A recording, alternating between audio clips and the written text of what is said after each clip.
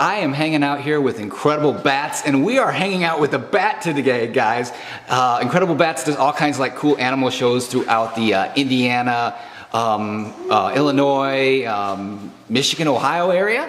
12 states actually. All over the place, guys. We go guys. to Kentucky, Arkansas, we go to West Virginia, we've been to Canada, so we've 12 states and Canada, so all around anywhere we can get to from Illinois. So. And it is almost Halloween, and we got a bat here. What kind of bat is this? This is called an African straw-colored fruit bat. I'm going to show you his coloration there. You can see the colors on his back here, and too close to his cage, he wants to get back in there.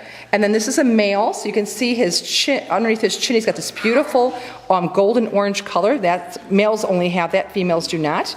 You can see his very sharp little teeth. That's why I'm wearing gloves, because he is saying... Oh, he does have some teeth on him. Oh, he does. And he needs those teeth to break through the hard rind of a piece of fruit, like a mango has a really hard rind. So those teeth help him get through to that and help him to tear off a chunk of... Yeah, I know. Now, is he friendly? Is he like just playing right now? Or what? He's time. He should be sleeping right now. Oh, yeah. It's like if you wake him up in the middle of the night and be like, I don't want, but let me go back to sleep. Yeah, and if I hold him like this against me and I just kind of pet him and kind of cover him up there, he can actually fall asleep like this because he feels very comforted there. But he would prefer to be back with his buddies in the cage there, the travel cage I have right here. So, yeah, you can see his beautiful big eyes. So where does this guy live? Where's he from? So natively, these are African straw-colored fruit bats. So Africa, and it would be more Central Africa, and there's a subspecies of them in Madagascar, which is an island off of the, what coast would that be?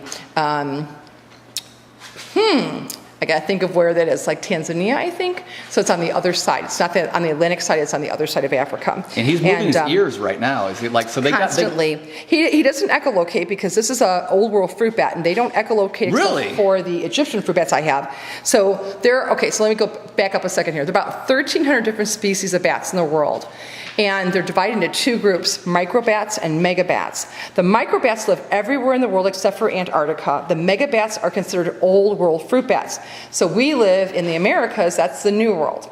So you won't find any of the megabats, the large-eyed bats, in the New World. You'll find them in the Old World. So if you go to Africa, Indonesia, Asia, Australia, and the Indonesian islands, that's where you're going to find these large megabats. All right, and then what I just do is hold his foot a little bit. Yep, so he can flap. Here, go ahead here. Yeah. So he can flap his wings. He's got some really cool wings. Yes, yeah, look at that. And this is actually a hand. The other bones that you see in the wing are actually his fingers. He's got 4 fingers. They bend in 2 joints just like ours. This is his elbow. That's his wrist right here. And he's got the same kind of arm structure. So if you were to see the bones of a bat, they have the same arm structure. They have a shoulder blade like we do. They have a ball joint shoulder. They have a hinge for their elbow. Same bone structure. And let me get him off of me again here. You got a bat in your hair. Yes. Well, he's just trying to hold on. And then and they got males, some like on their feet. They have some like really big claws. I mean, yeah. So they have 5 toes like we do, and they have claws, and their toes are naturally curved. That's just relaxed to him, and they use muscles to release that grip. So right now those toes are just relaxed. So those toes there, okay, that's relaxed. And to use muscles, they actually open up their toes opposite of us. You can see like right now he's using muscles on that foot because he's got them so they're not curved right now. And he's waiting to grip something, to relax onto something. So as soon as he gets to relax on something, then he can hold on. Now, their body weight pulls down on their toes and it causes the tendons to lock into place. So they can sleep like that, no problem. Like the bats over here. And they hang upside down. They always do. This do. Guy is sleeping right now. Yep, they're sleeping right now. Does the noise wake them up? Or they're used to it. I've had them, I've been doing this for 22 years now, and I've had bats for about 20 of those years. So they're used to being taken out, they're used to being educated. They're like my dad, they can sleep with the TV on. Well, a lot of us can, right? But they're able to hold on and hang out like they're supposed to. And in our flight cage in our garage, we use the same kind of 1-inch wire mesh with PVC coating on it, and they hang on that. But I also have natural things for them to hang on to. I have grapevines up in the ceiling that I put up there, and other things like that that they can play with and hang on. I put a lot of toys in their cage, but they don't really seem to do much with the toys. But anyway, they just like chilling out together, and they like eating their fruit.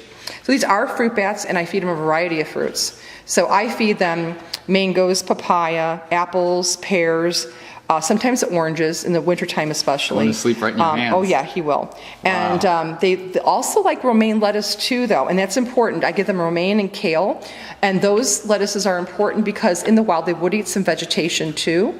Yeah, he's falling asleep there. And they would also eat nectar. Now that's a hard thing, to give them nectar and pollen too, but they would also be pollinating. So the purpose of this particular species is to help propagate plants. They pollinate the flower, causing the fruit to grow, and then they will eat the fruit. If it has tiny seeds, those seeds will pass through its system, and when those seeds drop onto the forest floor, they will grow into new plants. So they have an important part in the ecosystem. Oh, very much so. Humans are destroying the rainforest areas, right? And the bats are the only animal in the rainforest that will fly over those cutlands. They're the first ones to go out, fly over those cutlands and drop seeds. And then they're kind of replanting the rainforest. 95% of the rainforest is being replanted because of bats. They start off those first plants. We call them pioneer plants, but they're a variety of different species of plants, obviously. But they do that, and then once those plants start getting taller and bigger, then other animals come out and hide underneath them and drop seeds, and so then they get all of the rest of the healing happening, but they start the healing off. And so really, really important that they're there. And some of the plants, they have a relationship with them that scientists call a symbiotic relationship, meaning that plant and the bat depend upon each other. So the plant would literally go like die out. It would, because it wouldn't be propagated. Thank you for telling us all about bats, and right in time for Halloween. Yep. And guys, go out and look them up, Incredible Bats, out on Facebook. And thanks for watching a little episode of Wild Charles Show. Make sure you're following new cool animal stuff every single week, almost every single day. And happy Halloween.